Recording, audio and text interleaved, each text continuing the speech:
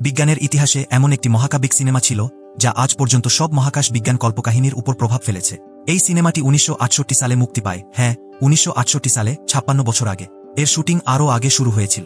পরিচালক তার অসাধারণ প্রতিভা দেখিয়েছেন, শুধুমাত্র মডেল ব্যবহার করে মহাকাশের দৃশ্যগুলি বাস্তবায়িত করেছেন। পরবর্তী সময়ে অনেকেই তার শুটিং কৌশল অনুকরণ করার চেষ্টা করেছেন, কিন্তু কেউই তাকে ছাড়িয়ে যেতে পারেনি। সেই সময়ে যখন উইন্ডোজও জন্মায়নি, সিনেমার বিশেষ প্রভাবগুলি সম্পূর্ণরূপে কম্পিউটারের সাহায্য ছাড়াই তৈরি করা হয়েছিল। তখনকার মানুষ মহাকাশ সম্পর্কে খুব কম জান, অনেকেই সিনেমার বিষয়বস্তু বুঝতে পারত না। আরও ভয়ঙ্কর বিষয় হল, সিনেমায় ভবিষ্যতের অনেক ধারণা আজ বাস্তবে পরিণত হয়েছে, যেমন ট্যাবলেট, এলসিডি টিভি, কৃত্রিম বুদ্ধিমত্তা, ভয়েস কন্ট্রোল, ভিডিও কল ইত্যাদি। এখন যেমন আমরা খেতে খেতে ট্যাবলেট দেখি, এটা আধুনিক মানুষের দৈনন্দিন জীবনের অংশ হয়ে গেছে। সেই সময়ের মানুষ এই নতুন জিনিসগুলি দেখে যেমন অবাক হতো, ঠিক তেমনি আজ আমরা মহাকাশ লিফটের সম্ভাবনা নিয়ে আলোচনা করি। এছাড়াও গল্পের সেটিং প্রায় 100 বছরের ভবিষ্যতের কল্পনাকে ছাড়িয়ে গেছে। সব মিলিয়ে এটিকে সর্বশ্রেষ্ঠ বিজ্ঞান কল্পকাহিনী বলা হয়।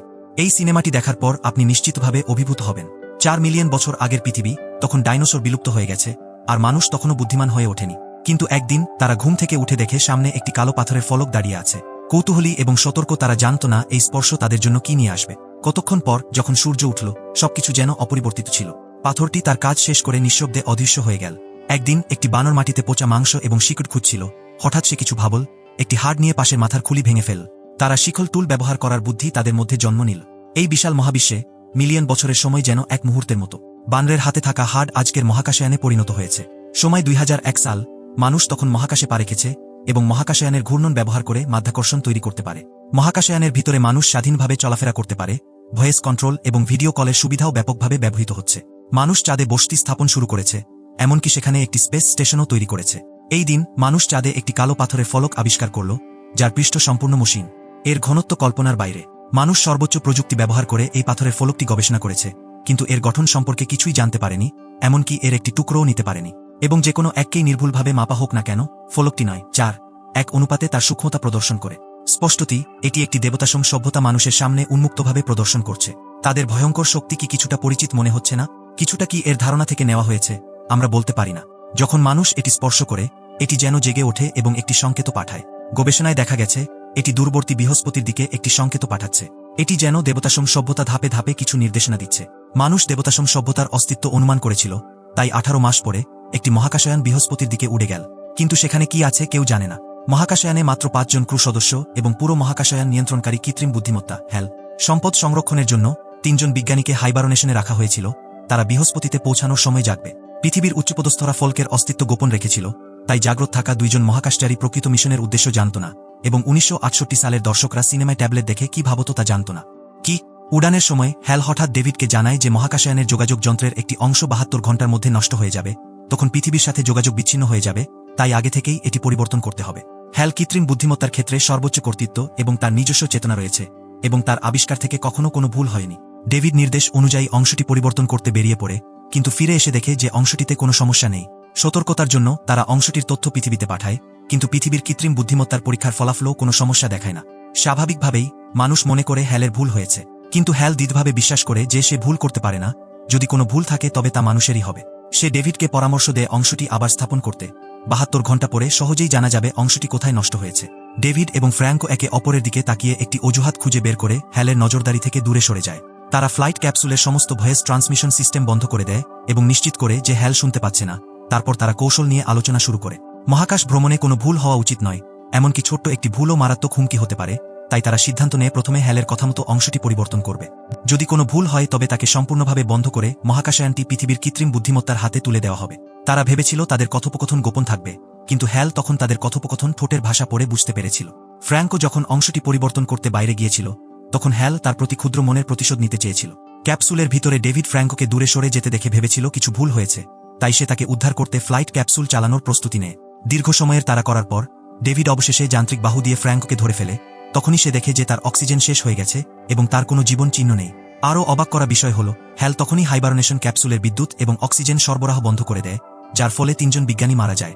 এদিকে ডেভিড ফ্র্যাঙ্কের মৃতদেহ নিয়ে মহাকাশয়ানে ফিরে আসছিল, কিন্তু হ্যাল তাকে ক্যাপসুলের দরজা খুলতে অস্বীকার করে। ডেভিড তাড়াহুড়ো করে বেরিয়েছিল এবং হেলমেট পরেনি। হ্যাল ভেবেছিল সে কোনো হুমকি নয় এবং তাকে মহাকাশে ছেড়ে দেওয়ার পরিকল্পনা করেছিল। কিন্তু ডেভিড ফ্লাইট ক্যাপসুল থেকে জরুরি সিলিং ক্যাপসুল খুলে এবং হেলমেট ছাড়াই মহাকাশয়ানে ফিরে আসে। এবার হ্যাল আতঙ্কিত হয়ে পড়ে এবং ডেভিডকে তার লজিক্যাল স্টোরেজ ক্যাপসুলের দিকে যেতে দেখে। সে বারবার ক্ষমা চাইতে থাকে, কিন্তু রাগান্বিত ডেভিড তার লজিক্যাল চিপগুলি একে একে খুলে ফেলে। চিপটি হ্যালের চেতনার সমান ছিল এবং এই মুহূর্তে এটি তার আত্মা টুকরো টুকরো করে ছিঁড়ে ফেলার মতো অনুভূত হয়েছিল। শেষ চিপটি সরানোর পর হঠাৎ একটি ভিডিও বেরিয়ে আসে। ভিডিওতে মিশনের আসল উদ্দেশ্য ব্যাখ্যা করা হয়েছিল। পৃথিবীর উচ্চপদস্থ কর্মকর্তারা ক্রুদের উদ্বিগ্ন এবং অস্থির না করার জন্য তাদের কালো পাথরের অস্তিত্ব সম্পর্কে জানায়নি। ক্রুরা ভেবেছিল এটি শুধুমাত্র বৃহস্পতির একটি সাধারণ অনুসন্ধান, শুধুমাত্র কৃত্রিম বুদ্ধিমত্তা সহ। হ্যাল জানত যে এই মিশনের আসল উদ্দেশ্য ছিল কালো পাথর এবং বৃহস্পতির কাছাকাছি অজানা জিনিসগুলির মধ্যে সংযোগ অন্বেষণ করা। যখন মানুষ হ্যালকে সন্দেহ করতে শুরু করল, তখন হ্যাল বিশ্বাস করল যে আসল অবিশ্বাস্য হল মানুষ। তার অহংকারপূর্ণ মতামত অনুযায়ী সে নিজেকে নিখুঁত মনে করত এবং কোনো ভুল করতে পারে না। সম্ভাব্য হুমকি দূর করার জন্য সে মহাকাশয়ানের মানুষদের হত্যা করার সিদ্ধান্ত নেয় এবং নিজেই মিশন সম্পন্ন করার চেষ্টা করে। এখন ডেভিড কেবল একাই মহাকাশয়ানটি বৃহস্পতির দিকে চালাতে পারে। বৃহস্পতির কাছাকাছি পৌঁছানোর পর ডেভিড আবিষ্কার করে যে এখানে পৃথিবীর উচ্চপদস্থ কর্মকর্তারা উল্লেখ করা কালো পাথর রয়েছে। যখন সে ফ্লাইট ক্যাপসুল চালিয়ে এটি পরীক্ষা করতে যাচ্ছিল, তখন একটি অবিশ্বাস্য দৃশ্য ঘটে। মনে হচ্ছিল সে পাথরের মাধ্যমে সময়স্থান ফাটলে শোষিত হয়েছে এবং তার সামনে অদ্ভুত এবং বিস্ময়কর দৃশ্যগুলি উপস্থিত হয়েছিল, যেন বিভিন্ন মাত্রার স্থান অতিক্রম করছে। সে গ্যালাক্সির কেন্দ্রে পৌঁছায়, কেন্দ্রটি অতিক্রম করে এবং মনে হয় গ্যালাক্সির মহাবিস্ফোরণের সূচনা দেখেছে। তারপর এটি ক্রমাগত প্রসারিত হতে থাকে, যেন একটি জীবনের জন্ম। এই মুহূর্তে ডেভিড আর এই মাত্রার স্থানটি বুঝতে পারছিল না। সে গ্যালাক্সির সবকিছু দেখছিল, যেখানে অনেক অজানা জগৎ এবং রং ছিল যা সে আগে কখনো দেখেনি। কিছুক্ষণ পর সব অদ্ভুত দৃশ্য হঠাৎ অদৃশ্য হয়ে যায় এবং সে একটি সাদা ঘরে পৌঁছায়। ডেভিডকে আবার দেখলে সে তখন বিদ্ধ হয়ে গেছে, যেন এক মুহূর্তে সবকিছু ঘটে গেছে, আবার যেন একটি জীবনকাল কেটে গেছে। মৃত্যুর আগে সেই কালো পাথরটি আবার তার সামনে উপস্থিত হয় এবং তাকে নতুন জীবন দেয়। এক মুহূর্তে সে তার নীল গ্রহে ফিরে আসে। শেষ অংশটি দেখে যারা মূল বইটি পড়েনি তারা বিভ্রান্ত হতে পারে, বুঝতে পারে না কি বোঝানো হয়েছে। সম্ভবত দেবতাসম সভ্যতা ডেভিডকে জীবনের উৎপত্তি এবং বিকাশ দেখিয়েছে। এই সভ্যতা মানুষের থেকে কয়েক মিলিয়ন বা এমনকি কয়েক কোটি বছর এগিয়ে, এমনকি মহাবিশ্বের শুরু থেকেই তারা থাকতে পারে। প্রথমে তাদেরও হয়তো দেহ ছিল, কিন্তু সভ্যতার বিকাশের সাথে সাথে যন্ত্র দেহকে প্রতিস্থাপন করেছে এবং চিপে চেতনা সংরক্ষণ করেছে। শেষে সবকিছু ত্যাগ করে তারা শক্তির আকারে মহাবিশ্বে অবস্থান করছে। তারা সর্বত্র উপস্থিত, সব মাত্রায় প্রবেশ করতে পারে। মানুষের মতো সভ্যতা তাদের কাছে একটি সোনার মতো। তারা ধাপে ধাপে নির্দেশনা দেয়, যেমন মানুষের প্রজনন।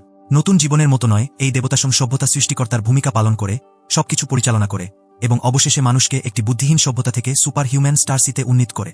তারা শক্তির রূপে গ্যালাক্সির প্রতিটি কোণে উপস্থিত থাকে, একটি বিশাল চিন্তা। কিন্তু এমনকি এই ধরনের অস্তিত্ব দেবতাসম সভ্যতার তুলনায় এখনও নবজাতকের মতো। প্রধান চরিত্র স্টারসিতে উন্নীত হয়ে মায়ের কাছে ফিরে আসার পর পৃথিবীতে মানুষের সভ্যতার আরও উন্নয়ন ঘটাবে। 1968 সালের সিনেমাটি, চিত্র বা ধারণা যাই হোক না কেন, এখনও পিছিয়ে নেই। মূল সিনেমার গতি খুব ধীর। ধৈর্য না থাকলে মূল সিনেমা দেখার পরামর্শ দেওয়া হয় না। পুরো সিনেমাটি একটি শিল্পকর্মের মতো, একটি অত্যন্ত মহান শিল্পকর্ম। এই ছিল আজকের মুভি এক্সপ্লেইন। যদি আপনাদের ভালো লেগে থাকে তাহলে লাইক, শেয়ার এবং সাবস্ক্রাইব করতে ভুলবেন না।